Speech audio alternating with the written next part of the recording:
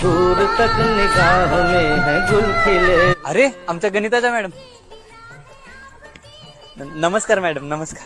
नमस्कार. अरे तू इथे राहतो? हो इथेच राहतो. बरं इथे भाजी मंडी कुठे आहे जवळपास? मी आता इथे राहायला आले. इथलं काय माहित नाही ना. इथून सरळ जा, 2 रोड दिसतील. एका रोडला एक्स माना, एका रोडला वाय माना.